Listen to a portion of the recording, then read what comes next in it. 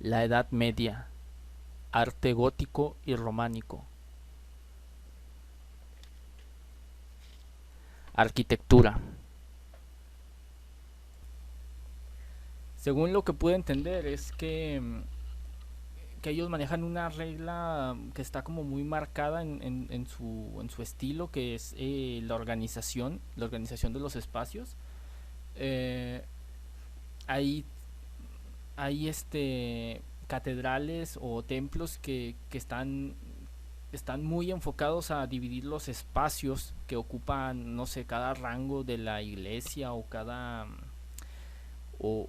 puesto de la iglesia. También esto se ve en estas iglesias que tienen una entrada por un lado, recorres toda la iglesia, pasas por el púlpito o esta parte donde se para el padre, das la vuelta y te regresas por el otro lado. Está muy diseñada para que fluya, para que entres por un pasillo, veas toda la iglesia. Bueno, en ese caso me imagino que es rendir pleitesía o hacer lo que tengas que hacer y salgas por el otro lado sin entorpecer como estas procesiones que se hacían. Algo también que puedo ver acá, algo que pude también ver en los textos o en el documental, es que usan mucho lo animal, lo vegetal, incluso así lo mitológico para adornar sus capiteles o sus columnas, mezclando un poco lo que viene siendo lo occidental y lo cristiano en este tipo de esculturas. Bueno, sí, en este tipo de grabados, de relieves. Al principio en este tipo de arquitectura se ponían bóvedas de cañón sobre columnas. Eran bóvedas muy grandes y muy pesadas y iban sobre columnas, y esto pues con la evolución de la técnica o el refinamiento se fue cambiando por bóvedas más ligeras y más altas. Con el, con el paso de, con el paso del tiempo su técnica se fue mejorando, simplificando. Los pilares antes pues gruesos y toscos se fueron haciendo más esbeltos. Las naves también se hicieron más ligeras, lo que les permitió hacer que ganaran más altura. Y también se fueron sustituyendo por, bueno, las ventanales por vitrales que les permitían mayor belleza, les conferían una mayor belleza y les permitían, digamos, usarlos, pues sí, no, de tragaluz, que es lo que originalmente son. Se define como un barroquismo escultural. Y algo también que define mucho este tipo de estructuras es todos los planos están en su mayoría están llenos de escultura. Y algo de lo que más se marca en este estilo son las galeras de reyes, los portales, que hay construcciones en las que es un triple portal. Las torres, por ejemplo, también es algo que está muy marcado en este tipo de fachadas. La escultura románica es una escultura que muchos la definen por, digamos que monumentalmente ambiciosa, o sea, tamaños grandes. Los templos están esculpidos con relieves más bien dicho, hay relieve en todos los templos. Eso es como ya lo mencioné hace rato, la escultura invade todos los campos.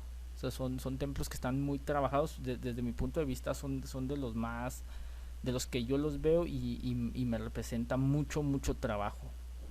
O sea, realmente son. Y esto también se puede ver cuando ves una estatua, una escultura adosada a una pared y verla de un lado, pues te das cuenta que no son exactamente iguales. Eso es porque se hicieron en diferente tiempo y por diferentes artistas. Eso te da una idea de lo laborioso que es ese tipo de arquitectura. También tengo aquí mis notas que introdujeron lo que era la miniatura y el trabajo en marfil. Sí, también se pueden ver en muchas partes que hay esculturas muy pequeñas y también a veces se ven muy oscas las estructuras, pero lo curioso es que si se ve osco el trabajo, eh, también pasa algo parecido con la escultura, o sea, como que está muy de la mano y eso es porque según lo que entendí, eran los mismos arquitectos los que en su mayoría, aparte de la arquitectura, pues hacían esto de la escultura como adorno. Entonces eso es algo que tiene mucho sentido para mí. Y como en la mayoría de las culturas, este, en este caso no va a ser la excepción que sea los temas religiosos los que inspiran bueno, los que inspiran muchas de estas obras, de estas piezas, en este caso pues están muy inspiradas en el Viejo y el Nuevo Testamento. En su y algo también para resaltar es que este tipo de escultura, este tipo de su trabajo en su mayoría y según lo que leí es de autor anónimo. Sí hay autores que se conocen, pero realmente a comparación de otras, en su gran mayoría son anónimos. No se sabe quiénes fueron los que realmente construyeron estas piezas. Eso me parece a mí interesante. Algo también muy característico de esta escultura gótica se puede apreciar en las puertas que normalmente son grandes de bronce con cuadrículas y en cada cuadrícula pues tiene estos relieves que pues así es, son de temas religiosos.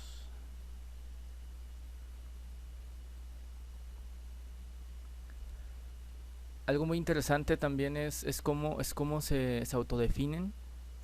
Se podría decir que son formas llenas. Es lo que hablábamos esto de los espacios que están en su mayoría cubiertos. Monumentales podría ser también otra forma. Son estructuras y esculturas grandes, en su mayoría, claro.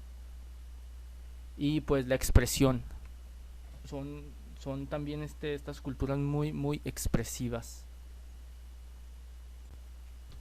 En cuanto a pintura, pasaron aunque sí se hacía el muralismo, también se enfocaron mucho y también le dieron gran acogida a pintar sobre tablas, sobre madera. Muchas de sus pinturas son, a diferencia de otras, pues son muy coloridas y están como también como que digamos que muy saturada de dibujos. También otra cosa, otro punto interesante es que muchas de las estas catedrales que se construían tal vez por dentro no tenían el mejor acabado, estaban como muy torpes, las bóvedas estaban muy toscas, entonces también no se puede saber si es así, pero se intuye que también por eso es que pintaban todo el interior. Era como que una forma de tapar esta tosquedad del trabajo. Y por eso es que se pueden ver estas catedrales con muchos dibujos, bueno, muchas pinturas en su interior y en grandes, pues, en grandes trechos. Y obviamente con temas religiosos. Se ponía también esta mandorla que vendría siendo este halo de divinidad que se pinta sobre las figuras. Es un halo color nuez normalmente es color nuez así cafezoso con azul. este halo se pone como para expresar la divinidad de algún personaje, y también estaba como, era algo muy muy común en estas pinturas que mirábamos de tema religioso, que pusieran esta mandorla para señalar, pues como ya dije, lo divino del personaje. También era algo muy muy común en este tipo de pintura. Y ahora pasaríamos al arte sobre vidrio o vidrio pintado, que es un arte muy complejo, es una técnica muy compleja de fabricar. Este tipo de trabajos, lo que se me hace muy muy interesante es que el artista tiene que, tiene que, tiene que incorporar la luz natural, la luz solar, a su pieza, que sea parte de su pieza. Normalmente, si una persona hace una escultura o una pintura, esa pintura se puede poner en cualquier lugar, y con cualquier luz suficiente pues se puede apreciar los detalles de la pieza. En este caso no, porque si uno de estos ventanales, si uno de estos eh, de estas de estas piezas de vidrio se ponen en una casa dentro, jamás se va a llegar a apreciar igual que si se ponen en la ventana donde le entra la luz, porque la luz en este caso es parte de es parte de la composición de la pieza.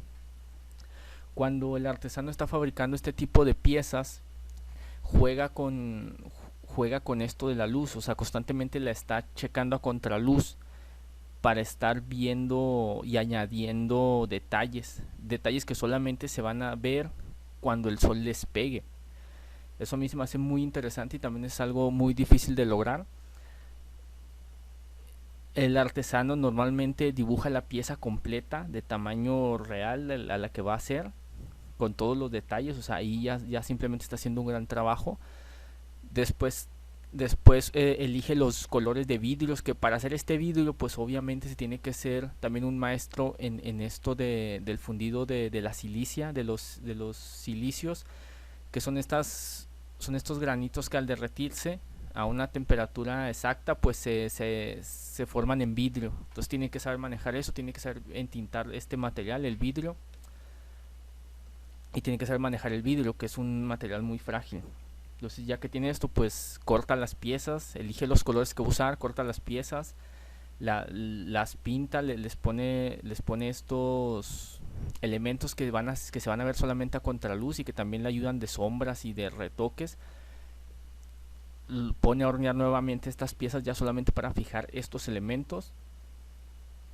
Arma la pieza, pinta la pieza donde sea necesario pintarla, le fabrica marcos de aluminio también a la medida para formar pues estos vitrales que vemos ahí en este tipo de estructuras.